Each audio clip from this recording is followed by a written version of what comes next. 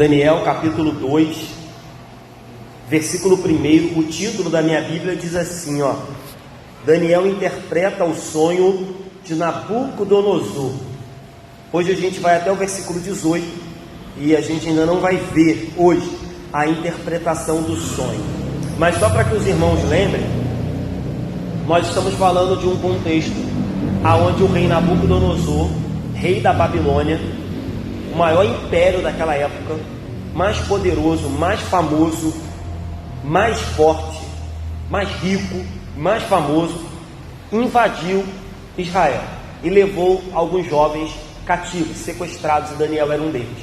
E o interessante é que na semana passada e retrasada, a gente disse que Nabucodonosor, ele era muito político, ele era muito sábio, ele era muito astuto.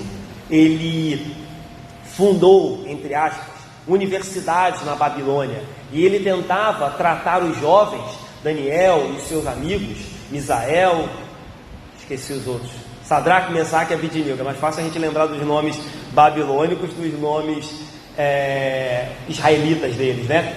E ele tentou de todas as formas comprá-los, seduzi-los, tratá-los bem. Só que agora algo vai acontecer e Nabucodonosor, que eu disse semanas passadas aqui que representava o mundo, ele vai mostrar sua verdadeira face. Eu disse que o mundo sempre tenta nos convencer, nos seduzir, nos chamar para perto, se fazer bonito. E agora a gente vai ver que o mundo, ou melhor, Nabucodonosor, vai mostrar que a face realmente dele é diabólica. Ele vai inclusive mandar matar pessoas nesse trecho que a gente vai ler agora. Então vamos ler versículo 1, diz assim: no segundo ano do reinado de Nabucodonosor, teve este um sonho.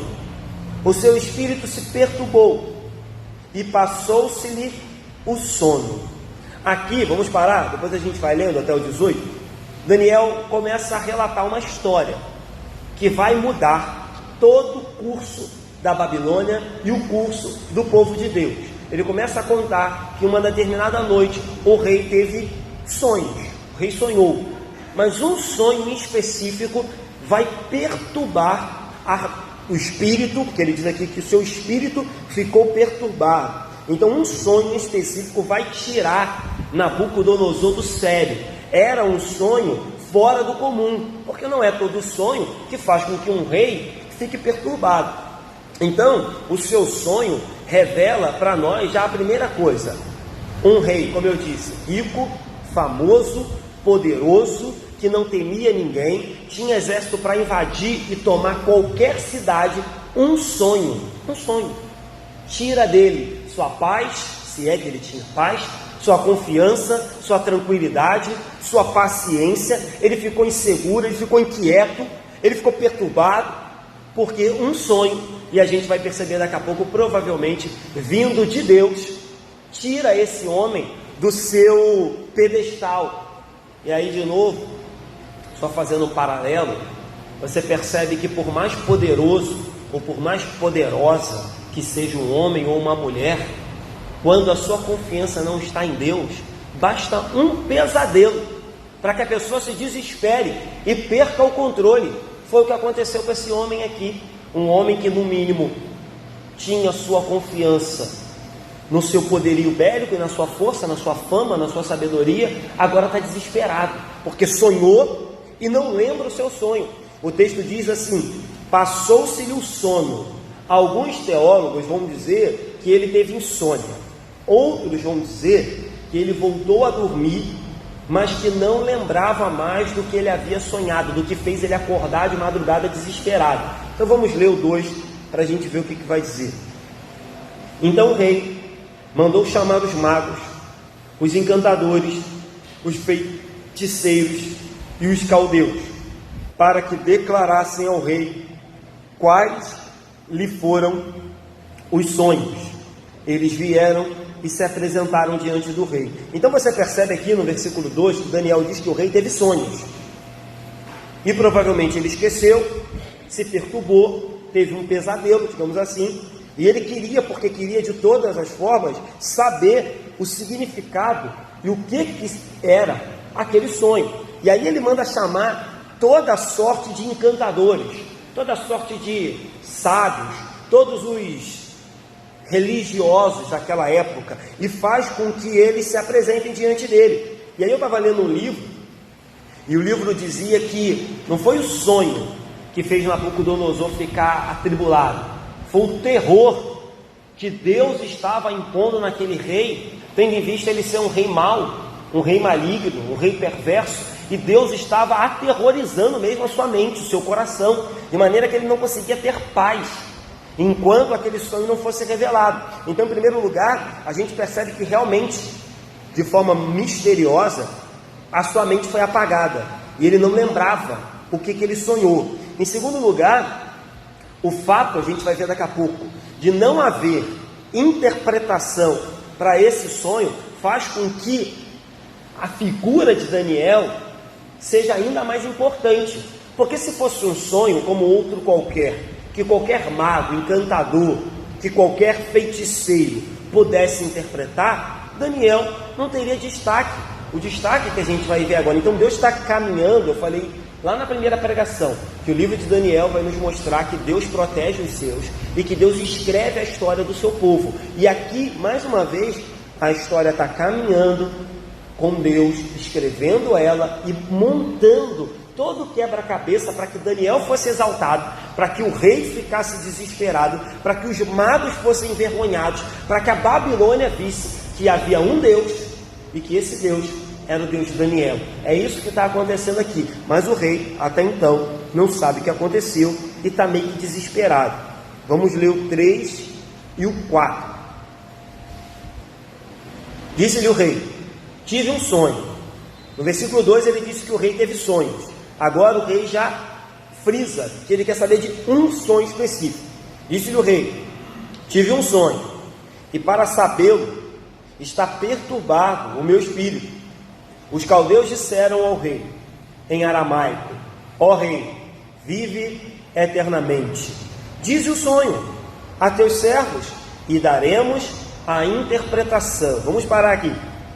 Os adivinhadores simplesmente se apresentam diante do rei. Eu estava lendo um livro que dizia que era muito comum esses magos, encantadores, feiticeiros interpretarem sonhos.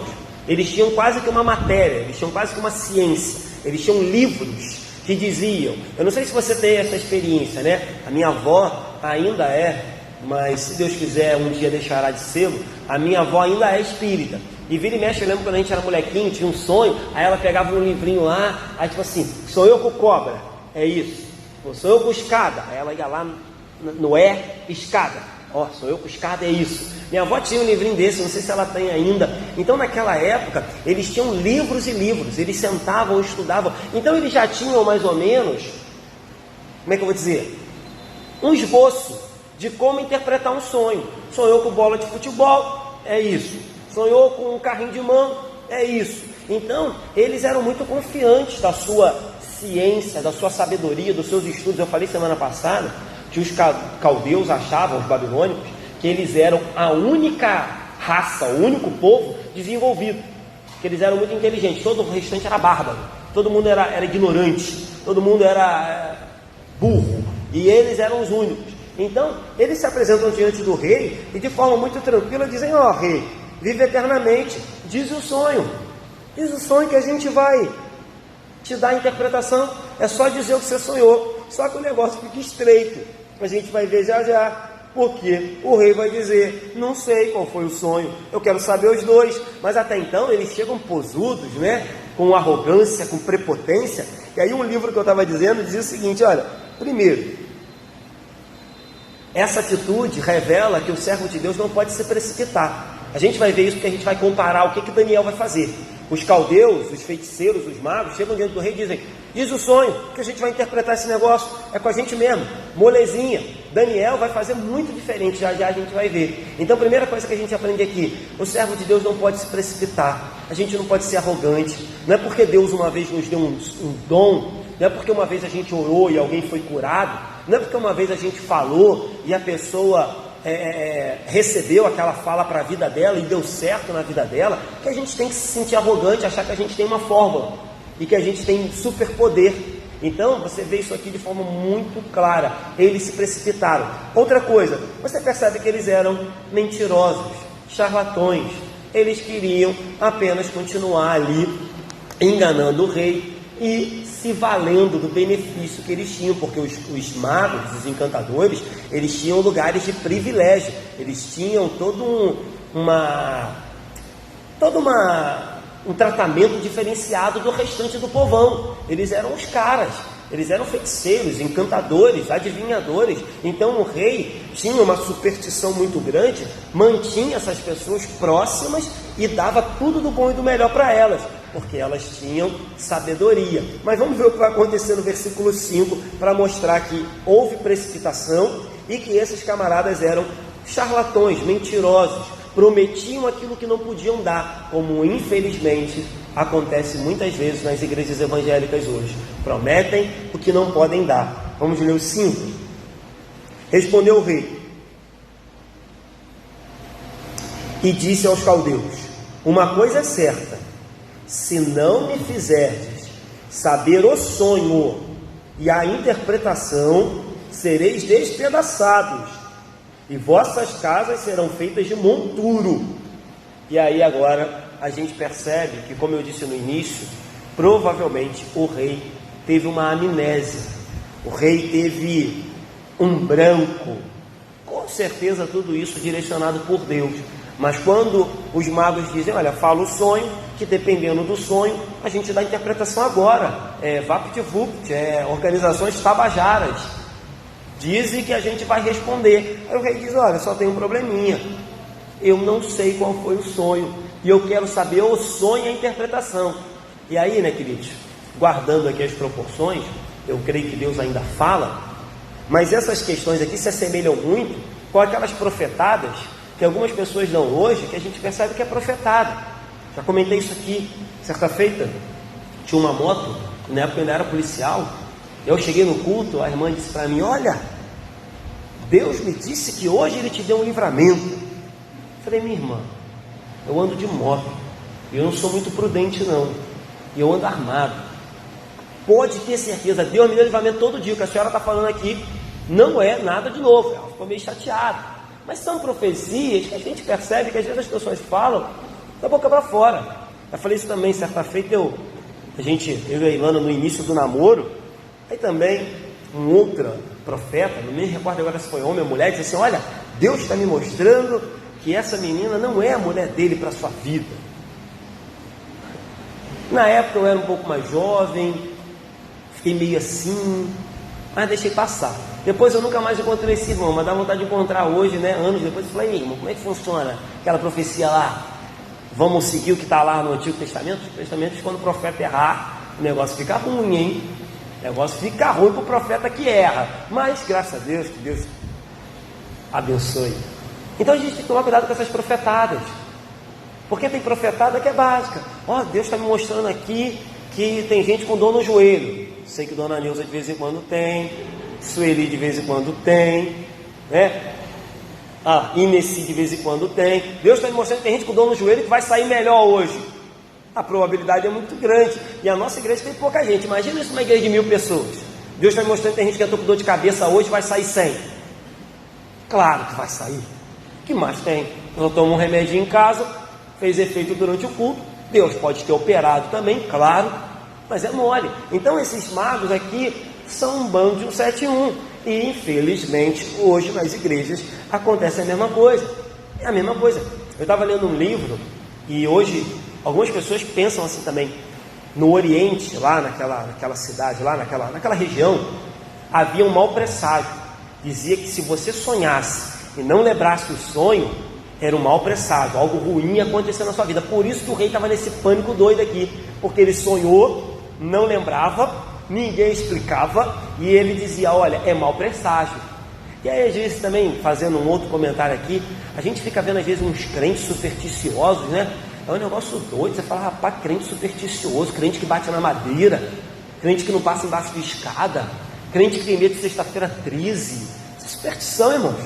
Superstição não pega em crente não. A gente tem o Espírito Santo. Aí às vezes a gente fica meio assim: não, fulano está com medo porque sonhou, e o sonho era terrível. Uma vez eu até falei aqui, teve um debate lá no Wilson Braga com os jovens falando sobre filmes de terror. Irmãos, eu acho filme de terror meio bobo, meio sem graça. Mas eu não tenho medo de filme de terror, não tem superstição com isso não. Filme de terror não tem poder contra mim não, eu sou crente, sou lavado e remido no sangue de Jesus, tenho o Espírito Santo. Filme de terror? Ah, tive um pesadelo, estou com medo. Irmão, pelo amor de Deus, isso é crendice. E nós somos assim, o povo brasileiro tem crendice. A gente nasce numa terra extremamente religiosa e extremamente misturada. É um catolicismo, mas é um catolicismo que deu uma misturadazinha com as religiões afrodescendentes, por causa dos negros que vieram para o Brasil para trabalhar a princípio como escravos, e aí deu uma misturada. Os índios, quando vieram também, aqueles que se converteram, misturaram um pouquinho também. Então a gente nasce num país católico, mas extremamente mistureba, extremamente místico, extremamente com crendices. Então você vai entrar na casa de um católico, como é muito costume, ele é católico, mas ele tem lá o santinho, ele tem São Jorge, ele tem lá a estatuazinha, sei lá, daquele que tem o cachorro, o Lázaro, que lambe as feridas. Ele sempre vai ter, a maioria, porque é um misticismo doido. E às vezes a gente vem para a igreja evangélica e esquece de se libertar desse misticismo, né? Esquece de se libertar dessas crendices, que pra gente, irmão, tá amarrado. Como diriam os assembleianos, está amarrado, não tem esse negócio, nós somos crentes. Então o rei chama os magos, só que aí o rei também, né, é rei, e todo rei é soberbo, todo rei é prepotente, né, com exceção de alguns que foram crentes ao Senhor aqui. Aí ele pede além do que os magos podiam dar, ele diz: olha, eu não quero só saber a interpretação não, eu quero também o sonho. E aí o rei revela mais uma vez soberba, prepotência, e revela a falta de conhecimento. Porque o rei não sabia que há coisas que para os homens são impossíveis. Impossíveis. E é o que os magos vão falar para ele: olha, rei, que é demais, pô. A gente nunca disse para o senhor que revelava sonho. A gente disse que dava interpretação do sonho. Aí você quer demais, tem que pagar mais. Então, o rei aqui, de forma muito dura, né, revela a sua face e diz: olha, tem o seguinte, se vocês não me disserem, vocês serão mortos, despedaçados, e as vossas casas serão feitas de monturo. E aí eu volto para aquilo que eu falei no início. Eu disse aqui que o rei, ele representa o mundo que a gente vive hoje, e o mundo está mostrando a sua verdadeira face. Ele começou assim: venham morar no meu palácio, venham trabalhar aqui comigo, podem comer da minha iguaria, das minhas iguarias, podem beber do melhor vinho, vocês vão ter acesso ao palácio, à mesa do rei, porque vocês são magos, encantadores, feiticeiros sábios. Mas bastou que os magos, embora mentirosos, não fizessem aquilo que o rei queria, para que ele mostrasse a sua verdadeira face e falasse: ah é? Então vou morrer. É assim que o mundo lida com a gente também. O mundo nos seduz, nos encanta, nos oferece um monte de coisa, nos compra, nos engana. Aí quando a gente diz não, ou quando a gente percebe que algo está errado, o mundo diz: então vai morrer. É claro que nem sempre a gente morre. O que eu estou querendo dizer é que o mundo age como esse rei tirânico. Ele nos oferece com uma mão, nos engana com uma mão, e com a outra ele está pronto para nos assaltar, pronto para nos magoar, pronto para nos fazer sofrer, pronto para nos ferir. É assim que o mundo funciona. Então, é claro, repito, Deus estava por trás de tudo isso, fazendo com que o rei ficasse perturbado, com que os magos fossem ridicularizados, para que lá na frente a explicação viesse por meio do Deus de Israel. Embora Deus estivesse por trás de todas essas coisas, isso não isenta aqui o pecado de Nabucodonosor. E também a ira de Nabucodonosor. Eu sei que às vezes é difícil falar isso na igreja, né? Porque algumas pessoas têm um pouco também de dificuldade em lidar com isso. A ira de Nabucodonosor exalta mais ainda a Deus. Como isso, pastor? Porque quando ele diz: olha, vai morrer, e lá na frente Daniel vai ser o responsável por responder isso e fazer com que as pessoas não morram, exalta mais ainda a Deus. Então, quanto mais irado, é igual a história de Faraó. Se Faraó vira na primeira vez que Moisés foi lá e disse assim: tá bom, vai embora, Deus não ia ser exaltado. Então, a cada vez que Faraó endurecia o seu coração, a cada vez que uma praga era lançada sobre Faraó, Deus era mais exaltado. Eu sei que é difícil falar isso, mas quanto mais raiva, com quanto mais ódio, com quanto mais ira o rei Nabucodonosor ficava, mais Deus seria exaltado, porque o povo ia dizer: olha, o que Daniel está fazendo é algo incomparável. O que Daniel está fazendo precisa ser contado, precisa ser espalhado. Esse Deus que Daniel serve é poderoso. Então, é difícil entendermos isso. Mas às vezes Deus nos permite ir no fundo do poço para que Ele seja mais exaltado. Às vezes Deus nos permite chegar no fio da meada para que Ele seja exaltado. Às vezes Deus nos permite passar por situações dificílimas, sermos moídos, quebrantados, para que Ele seja mais exaltado. É claro que nem eu, nem você, mano, você aqui mentiroso, gostamos quando Deus permite essas coisas. Mas Deus é mais exaltado. E a gente faz o quê? Se submete, aceita. Vamos seguir? 6. Mas se me declarares o sonho e a sua interpretação, recebereis de mim dádivas, prêmios e grandes honras. Portanto, declarai-me o sonho e a sua interpretação. Nabucodonosor agora dá uma aliviada. E de novo eu também percebo isso no mundo. O mundo tenta também nos enganar. Ele diz isso, ele diz: olha, eu disse que ia matar. Não, foi o seguinte: se vocês adivinharem, eu vou dar prêmio, vou dar dádiva, vou dar honras. Vocês vão receber muitas coisas de minhas mãos. Nabucodonosor tinha dinheiro e tinha poder. Tinha poder para matar e tinha dinheiro para comprar. E ele achava que com essas duas armas ele podia ter o mundo aos seus pés. Ele diz: olha, se me interpretar, eu dou dinheiro. Se não me interpretar, eu mando matar. E novamente, queridos, a gente vive numa sociedade assim. O mundo acha que pode comprar tudo e todos com dinheiro e com poder. Olha, se fizer isso, eu te dou poder.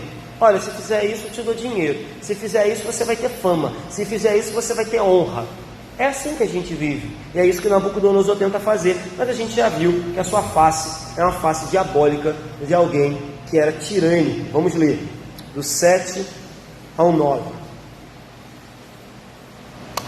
Diz assim: responderam segunda vez e disseram: diga o sonho a seus servos e lhe daremos a interpretação. Tornou o rei e disse: bem percebo que quereis ganhar tempo, porque vedes que o que eu disse está resolvido. Ou seja, não vou voltar atrás. Então vocês querem me enrolar. Isto é, se não me fazeis saber o sonho, uma só sentença será a vossa, pois combinastes palavras mentirosas. Olha o rei aí percebendo que eles combinavam o que dizer. E perversas para proferir na minha presença, até que se mude a situação. Portanto, dizei-me o sonho, e saberei que me podeis dar-lhe a interpretação. Eles dizem de novo: olha, rei, não dá, está pedindo muito, diz o sonho que a gente interpreta. Nós não conseguimos fazer isso. Nós nunca prometemos para o Senhor que íamos dizer qual é o sonho, a gente só interpretava sonho. E aí o rei diz: olha, já percebi, vocês querem me enganar, vocês estão querendo ganhar tempo, vocês estão combinando entre vocês palavras mentirosas, para ver se ou eu desisto, mas eu não vou mudar a minha opinião, ou se eu lembro do sonho para te contar. Mas se vocês são bons mesmo, dizem aí qual foi o sonho. Eu estava lendo um livro que dizia assim: olha, é injusto o que o rei está fazendo, mas o que os magos estão sofrendo é consequência dos seus próprios pecados. É injusto o que o rei está fazendo. Eles nunca disseram que iam revelar sonho. Eles interpretavam o sonho. Mas eles não eram os mentirosos? Eles não confiavam nos deuses? Eles não confiavam nas suas feitiçarias, nos seus encantamentos? Eles não confiavam na sua sabedoria, nos seus livros e nas oferendas que eles faziam para os deuses? Que revelassem agora. Não estava bom comer na mesa do rei? Não estava bom tomar o vinho do rei? Agora, irmão, segura a onda, banca. Então é outra coisa que a gente percebe também. Sim, há uma injustiça do rei, mas essa injustiça é consequência do pecado do próprio rei, dos próprios magos. E aí, trazendo para os nossos dias, Às vezes sofremos injustiças, mas se a gente parar para analisar direitinho, às vezes aquela injustiça é consequência de um pecado nosso. Não estou dizendo aqui que a gente não é injustiçado. Às vezes nós somos injustiçados sem motivo nenhum. Às vezes Satanás se levanta, às vezes, enfim, alguém se levanta contra nós, isso acontece. Mas o que eu estou dizendo é que às vezes a gente está passando por uma situação de aparente injustiça, mas quando a gente avalia, a gente percebe que às vezes a nossa atitude nos levou a chegar àquele castigo. Às vezes a gente olha para trás da nossa vida e diz: olha, é verdade, isso aqui que eu estou sofrendo está indo um pouco além do que eu fiz, mas eu acho que eu plantei, eu acho que eu fiz por onde receber talvez esse tipo de coisa. Então, o que está acontecendo aqui é isso: um rei tirano, um rei endemoniado, um rei louco, pirado, mas também magos que estavam se satisfazendo, se aproveitando do rei. E agora, irmãos, quando o rei não teve o seu desejo satisfeito, eles vão pagar com a própria vida. Vamos ler 10 e 11. Responderam os caldeus na presença do rei e disseram: não há mortal sobre a terra que possa revelar o que o rei exige. Então, começa agora uma sequência de desculpa. A primeira desculpa é: rei, não tem um homem sequer na face da terra que possa revelar o que o rei exige. E aqui, mais uma vez, vai percebendo como é que Deus está formando um altar para exaltar Daniel. Ele diz: olha, não há homem que possa fazer isso, mas daqui a pouco Daniel vai aparecer. Eles confessam a sua impotência, a sua limitação, a sua ignorância. Eles confessam que o Deus deles, os deuses deles, eram fracos e não tinham todo o poder, mas Deus está formando um altar para colocar o seu servo e para que o nome dele seja exaltado. A primeira desculpa é: rei, presta atenção, não há mortal na terra que possa fazer isso. Aí a segunda desculpa: pois jamais houve um rei, por grande e poderoso que tivesse sido, que exigisse isso, semelhante coisa de um mago. Primeiro, não tem homem que possa fazer isso. Segundo, nenhum rei na face da terra jamais pediu isso. Talvez, se nos tempos antigos outros reis tivessem pedido isso, a gente até teria algum esboço, alguma receita de bolo escrita. Olha, o rei tal pediu isso, a gente já sabe como sair pela tangente. Mas ninguém nunca pediu isso, rei. O senhor está inovando, o senhor está inventando moda. Terceira desculpa, ele diz assim, nenhum rei, por maior que foi, pediu isso de um mago. Aí ele segue e diz assim: encantador ou caldeu. Mais uma desculpa, ele vai dizer: a coisa que o rei exige é difícil. E aí, mais uma desculpa: olha, rei, é difícil.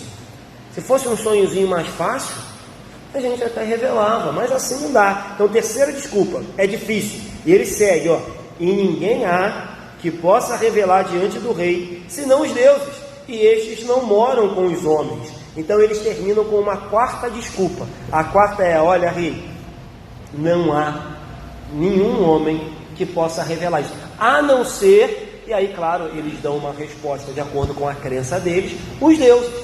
Mas tem um porém: os deuses não moram com os homens.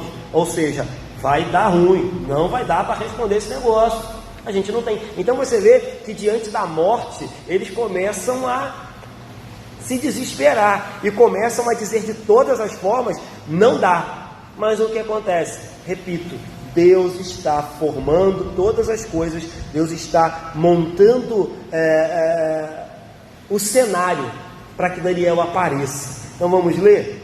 Versículo 12, vai dizer assim: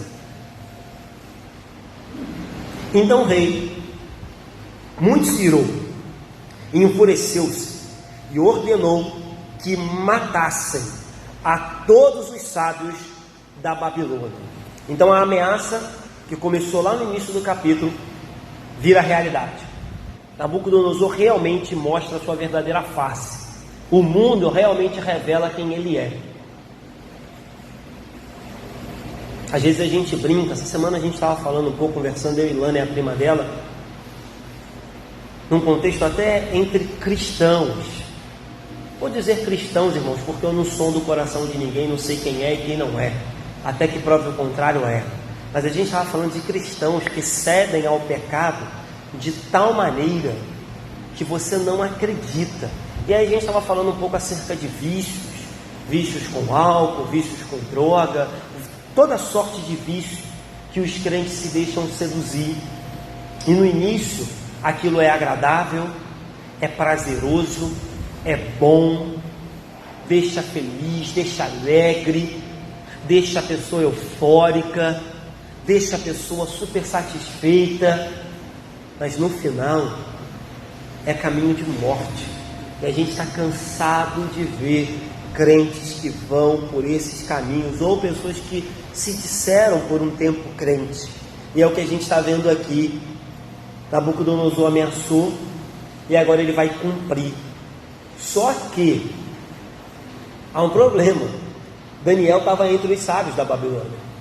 Daniel era um dos sábios da Babilônia.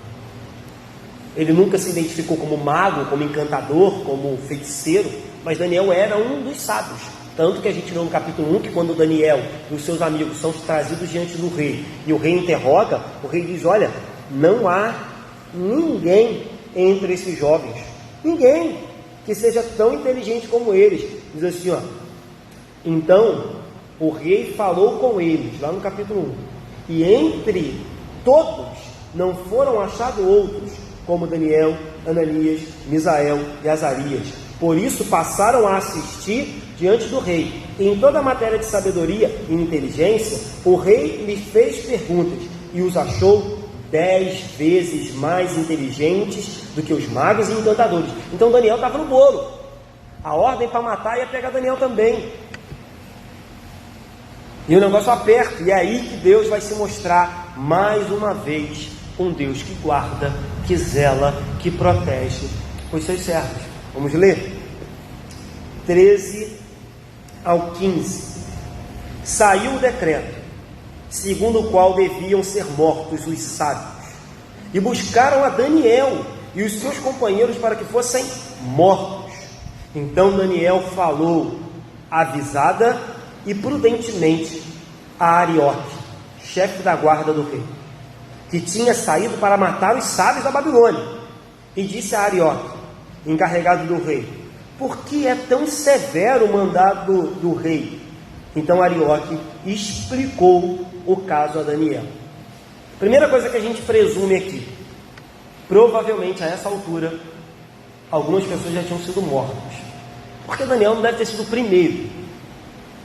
O chefe da guarda chamou seus soldados e disse: olha, saiam pelo reino e os magos que vocês encontrarem, os sábios, os encantadores, os feiticeiros, matem.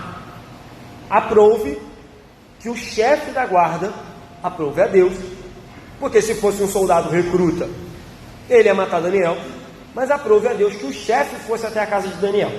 E chegando lá, a gente descobre que o rei, além de ser louco, tirânico, endemoniado e outras coisas mais, ele também era imprudente.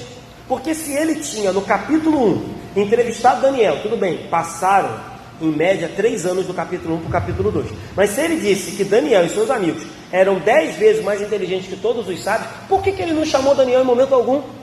Daniel diz: o que está acontecendo? Vou morrer por quê? O que houve? Por que o rei deu um veredito tão duro? E aí,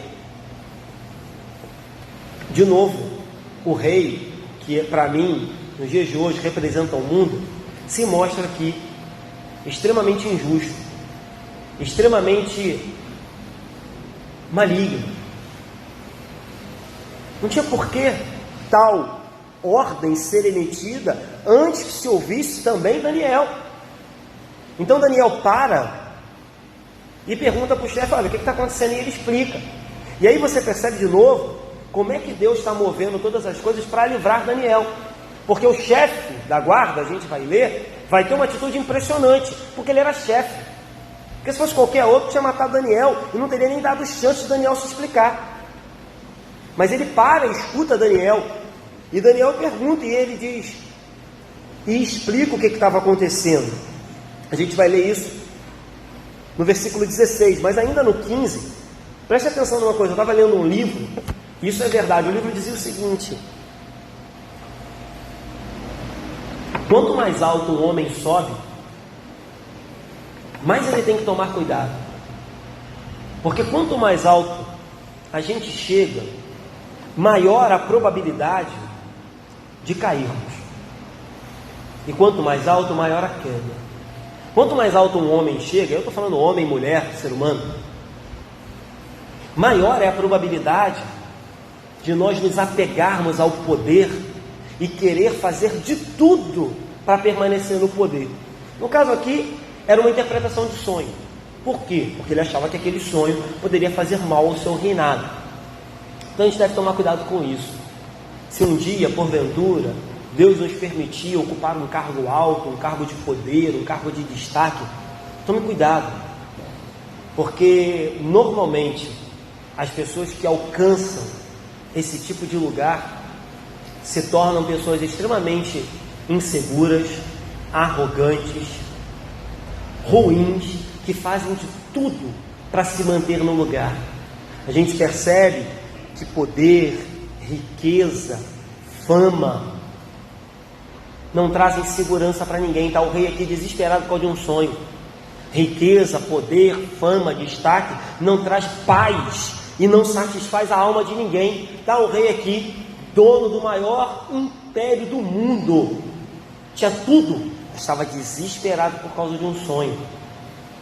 A gente tem que tomar cuidado, porque nós cristãos não estamos livres de chegarmos em alguns lugares e esquecermos da nossa origem, dos nossos valores, da nossa ética, da nossa moral, e fazer o que esse camarada está fazendo aqui. Ele enlouqueceu. Mas a gente percebe de novo, repito, que aquilo que o mundo oferece não compra paz, não compra alma, não dá descanso, não dá paz, não dá paciência, não dá tranquilidade. É um camarada aqui que tinha tudo e está louco, está desesperado. Vamos ver como é que isso vai terminar então por hoje. Vamos do 16 ao 18 para a gente terminar. Foi Daniel ter com o rei. Então olha que coisa interessante. Daniel conversou com Arioque. O texto não diz que Arioque atendeu Daniel, mas é o que acontece. O 16 diz, foi Daniel ter com o rei. Ele pediu que designasse um tempo e ele revelaria ao rei a interpretação. Olha que coisa louca. Como eu disse, Daniel tem uma iniciativa, Daniel é ousado, Daniel não foge do problema, ele não se esconde, mas com certeza é Deus que move o coração de Arioque. Quando Arioque leva Daniel lá, o rei poderia dizer, olha, eu vou matar você e ele, porque eu mandei matar, e você desobedecer o mandamento do rei naquela época, era digno de morte.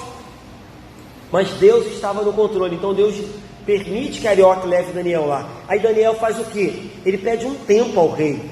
Percebe o que eu falei lá no início? Os magos se precipitam, são arrogantes e soberbos, dizem, diz o sonho que nós vamos interpretar. Aí Daniel diz, Senhor, para o rei, meu rei, me dá um tempo, porque Daniel sabia que ele só poderia responder o que o rei queria se antes Deus o recebesse, se antes Deus o revelasse. Daniel não tinha um livrinho de interpretação de sonho. Daniel tinha um Deus que revelava sonho, um Deus que era dono da história, dono da humanidade, que governava o mundo. Então Daniel é muito diferente. Os magos correram para o rei e disseram, rei, pelo amor de Deus, isso é muito difícil, ninguém pode resolver esse negócio, nunca teve ninguém que pediu isso que o senhor está pedindo.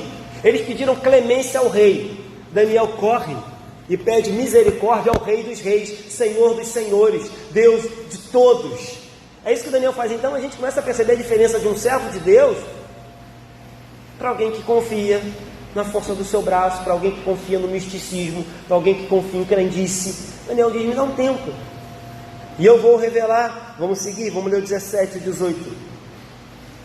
Então no 17, Daniel foi para casa e fez saber o caso a Ananias, Misael e Azarias, seus companheiros, para que pedissem misericórdia ao Deus do céu sobre este mistério, a fim de que Daniel e seus companheiros não perecessem com o resto dos sábios da Babilônia. Então nesse finalzinho você percebe que já tinha gente morrendo. Ele diz, olha, ele pediu para o pessoal orar para que eles não perecessem com o resto, porque já tinha gente morrendo, eles não queriam morrer junto com os outros. E aí outra coisa interessante, com certeza quando Daniel pede esse tempo, o rei viu nele convicção, o rei viu nele sinceridade, porque o rei já tinha dito para a galera, olha, vocês estão querendo me enrolar, já percebi que vocês estão dando aí volta para me enganar. Daniel pede um tempo e o rei dá. Ele vai para casa, sinal de que Deus deu, o rei deu esse tempo a ele. Então, novamente, mostrando a diferença entre Daniel e os homens, mas também mostrando que Deus está movendo o coração de um rei. O cara está louco, o cara está mandando matar todos os sábios. O cara está mandando matar as pessoas que eram seus conterrâneos. Pessoas que eram nascidos na Babilônia, estavam morrendo. Aí ele vai dar um tempinho para Daniel, que é um judeu, um escravo, sequestrado. Deus movendo céus e terra. Aí outra coisa muito interessante, Daniel corre para os seus amigos. E o que ele pede? Ele pede, orem comigo. Daniel entendeu a importância da oração. Daniel entendeu a importância da reunião de oração. Ele corre para os seus três amigos e diz, venham cá, o rei vai nos matar. E o que a gente faz? Vamos pedir misericórdia. Olha outra coisa que é interessante.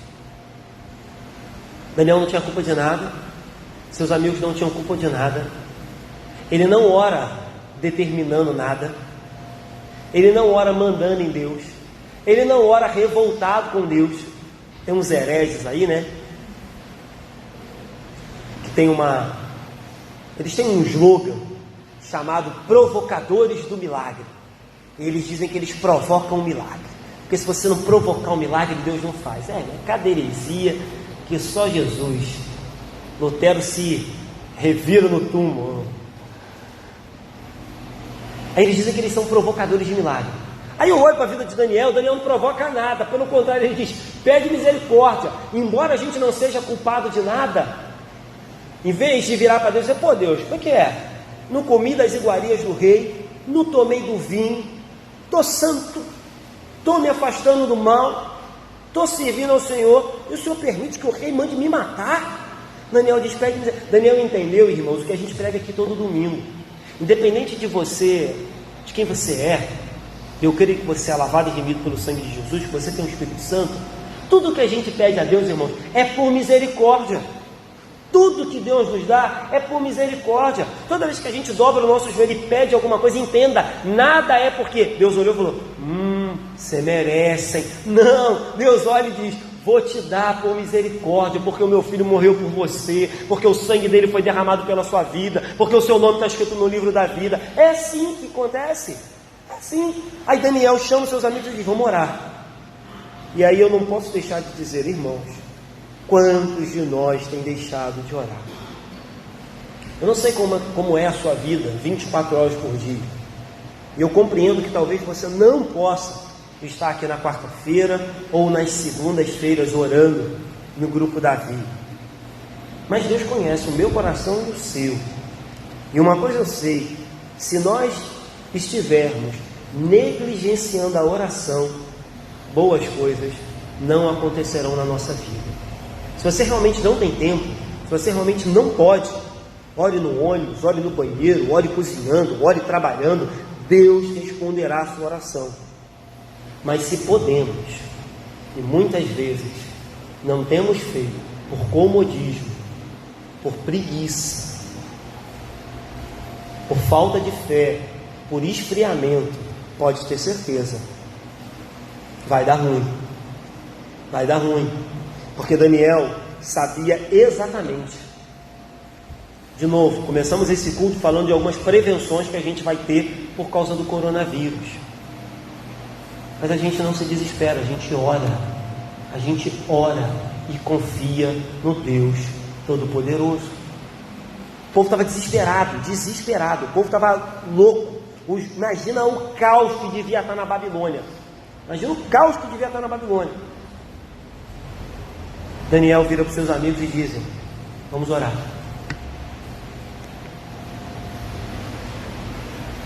que a gente faz nos dias de hoje? Toma cuidado, se previne, age com cautela. Mas o que a gente faz? Ora, é o melhor remédio.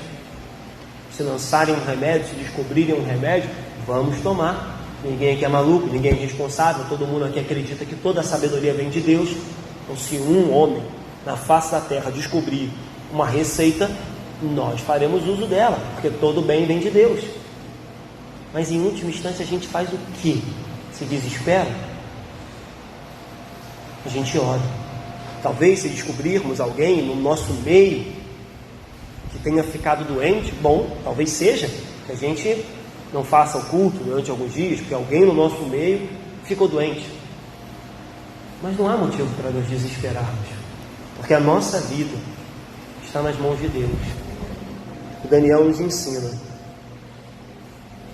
que quando o mundo está desesperado, quando não tem saída, quando a única resposta que se tem é vai morrer, o que a gente deve fazer é orar e confiar no nosso Deus. Não vamos saber como isso vai terminar. Se você ficar curioso, você lê em casa. Provavelmente só vou pregar o resto no mês que vem. Então, guarde, não esqueça tudo que a gente conversou, tá bom? Deixa eu terminar aqui, rapidinho, 4 aplicações. Primeiro, o sonho desse rei é apenas um sonho, mas ele revela para a gente que os poderosos e os sábios desse mundo são completamente impotentes e que na mão de Deus eles não são nada. Bastou um sonho enviado por Deus para que o poder de Nabucodonosor fosse por água abaixo, para que a sabedoria dos sábios fosse ralo abaixo e para que eles percebessem que só havia um que podia resolver os problemas: o Deus Todo-Poderoso. Então, que a gente possa guardar isso. Não há poder e não há sabedoria que possa diante do nosso Deus, porque a Ele todo poder, toda honra, toda glória e todo louvor. Segunda coisa que a gente aprende aqui: não esperem, já falei isso aqui várias vezes, dos homens aquilo que só Deus pode dar. Nabucodonosor esperou dos homens aquilo que só Deus podia fazer. Ele queria o sonho, ele queria a interpretação, ele queria tudo. Ele queria que aqueles homens dessem paz para o seu coração atribulado. Ele queria que aqueles homens trouxessem tranquilidade para uma mente perturbada. Mas só quem podia fazer isso era Deus. Então, meu irmão, se você tem um grupo de oração, se você tem irmãos de oração, conte com eles. Se você tem pessoas que oram por você, que você pede oração, conte com eles. Mas não espere dos homens aquilo que só Deus pode dar. Só Deus podia fazer o que Nabucodonosor queria, e ele vai perceber isso da pior maneira. Terceira coisa, falei aqui: poder, riqueza, aquilo que o mundo nos oferece, por mais belos e bons que sejam, não compram a paz e não resolvem os problemas da nossa vida. Nabucodonosor tinha tudo, e ele ofereceu tudo. Ele falou para os magos: olha, se vocês resolverem, eu dou fama, dinheiro, dádiva, honra, o que vocês quiserem, mas resolvam o meu problema. A gente tem vivido uma época onde o mundo mata e morre por poder e riqueza, para descobrir lá na frente que isso não compra paz, que isso não resolve os problemas, que no final das contas terminam com depressão, ansiedade, síndrome do pânico, uma vida desgraçada. E o pior é gente dentro da igreja comprando a mesma ideia, entrando e saindo de igreja buscando poder, riqueza, fama, para lá na frente descobrir: loucos, esta noite pedirão a tua alma, e que tu tenha juntado para quem será? As pessoas parecem que não leem a Bíblia. Então guarde isso, meu irmão. Não estou dizendo aqui que ter riqueza e ter poder é do diabo, não. Deus pode lhe dar. Mas se isso for o objetivo da nossa vida, a gente vai descobrir no final que não temos a paz que excede todo entendimento e que os nossos problemas jamais acabaram, porque só Deus poderia fazer isso. E a última aqui, para terminar: poderia fazer outras, mas para a gente terminar, Daniel entendeu, e nós precisamos entender o quanto antes. E eu digo isso primeiro para mim, a importância de orar, a importância de uma reunião de oração, a importância. Ah, pastor, eu oro sozinho. Eu sei, e Deus escuta. A Bíblia diz: fecha a porta do teu quarto e ora. Mas a gente está vendo aqui que reuniões de oração também são ferramentas de Deus. Daniel chama os seus amigos mais achegados e diz: olha, não vamos falar mal do rei não, não vamos ficar aqui de fofoca, não vamos ficar aqui bolando uma estratégia para a gente fugir. Vamos orar, vamos orar.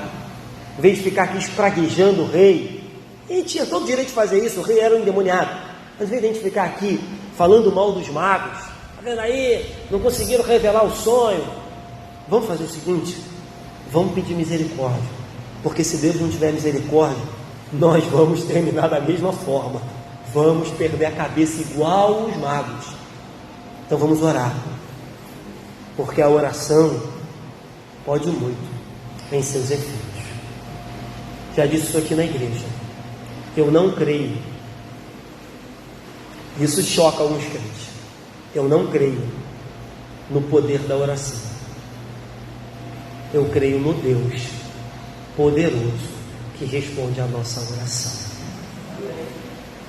Porque muitas vezes, irmãos, a nossa oração não é nem um pouco poderosa. Às vezes a gente dobra o joelho e não consegue nem falar com Deus. Às vezes a situação está tão ruim que a gente não tem nem palavra bonita, sabe, para falar bem. É que a oração mastigada, que a gente só fala: Senhor, me ajuda, tem misericórdia. E às vezes alguém que está ouvindo, ou até a gente mesmo fala: que oração chinfrinha que eu fiz, que oraçãozinha, nem me arrepiei. Por isso que eu não creio no poder da oração. Eu creio no poder de um Deus que responde toda e qualquer oração que os seus servos fazem, no nome de Jesus. Amém? Vamos levantar, vamos orar?